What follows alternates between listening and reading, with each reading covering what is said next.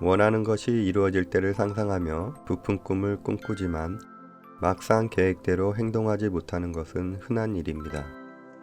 실천하는 것이 어려운 이유는 계획이나 결심은 이성의 차원에서 이루어지지만 정작 행동하는 것은 이성이 아닌 감성의 영향을 받기 때문입니다. 해야 할 일에 대하여 나의 감성이 어떤 느낌을 가지고 있는가에 따라 행동이 결정됩니다. 예를 들면 실천하고자 하는 일이 하루에 영어 단어 10개 외우기라면 이 목표는 감성보다는 이성과 관련이 되어 있습니다. 반면에 영어 단어 외우기를 방해하는 행동들, TV 보기, 잠자기, 스마트폰 하기 등은 우리의 감성을 자극합니다. 이처럼 감성과 이성이 대립할 때는 항상 감성이 이기게 됩니다. 달콤한 감성의 유혹을 뿌리칠 수 있을 만큼 의지력이 강한 사람은 극소수에 불과합니다. 이성이 시키는 일은 지금 당장 해도 그만 안 해도 그만입니다. 영어 단어 10개를 외워봐도 지금 당장 토익 점수가 올라가는 것이 아닙니다. 하루 이틀쯤 건너뛴다 해도 큰 일이 일어나는 것도 아닙니다.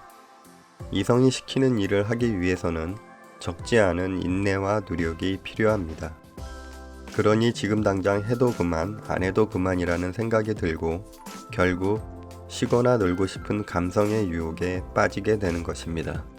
반면에 감성이 유혹하는 일, TV 보기, 늦잠 자기, 담배 피기, 술 마시기 등 이러한 행동은 하는 즉시 편안하고 재미있고 심지어는 시간 가는 줄도 모르고 중독이 되기도 합니다. 감성이 유혹하는 일은 지금 즉시 달콤함을 선사합니다. 실천력을 높이기 위해서는 하고자 하는 일을 방해하는 내부의 저항을 극복해야 합니다. 영화 300의 원작자이며 최고의 나를 꺼내라의 저자인 스티븐 프레스필드는 진정한 작가들은 알고 있지만 작가 지망생들은 모르고 있는 비밀이 있다고 하며 다음과 같이 말했습니다. 글을 쓰는 것 자체가 힘든 것이 아니다. 진짜 힘든 것은 글을 쓰기 위해 자리에 앉아 있는 것이다. 이 말은 꾸준한 행동을 하기 위해서는 자신과의 싸움에서 승리하는 것이 중요하다는 것입니다. 실천을 방해하는 유혹을 극복하며 꾸준히 행동할 수 있는 방법은 다음과 같습니다. 첫 번째, 처음부터 부담 가는 목표를 세우지 말아야 합니다. 적당한 실천 계획을 세워 단계적으로 높여가야 합니다. 작심삼일을 하게 되는 가장 큰 원인은 처음부터 자신의 의지력만 믿고 거대한 목표를 세운다는 데 있습니다. 어느 날 갑자기 영어 단어 30개 외우기는 엄청난 부담입니다. 처음에는 온갖 의지력을 끌어모아 실천을 할 수 있을지 모르지만 결국 이런저런 핑계를 대게 되고 하루 이틀 미루다 보면 의욕이 떨어지게 됩니다. 그러나 단어의 수를 줄여 3개 외우기를 목표로 한다면 부담감도 느껴지지 않고 실천하기 쉽습니다. 하루하루 반복 실천을 하다 보면 요령도 생기고 습관화되어 하루에 외울 수 있는 단어의 수도 점점 늘어갈 것입니다. 두 번째, 목표를 달성했을 때 보상을 해주어야 합니다. 최종 목표인 토익 고득점을 받았을 때만이 아니라 오늘 하기로 한 영어 공부를 해낸 자신에게 보상을 해주는 것입니다.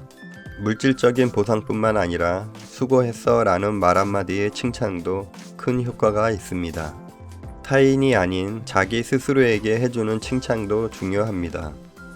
행동에 대한 보상을 얻게 되면 심리적으로 만족감, 성취감을 얻게 되고 다음번 실행을 독려하게 됩니다.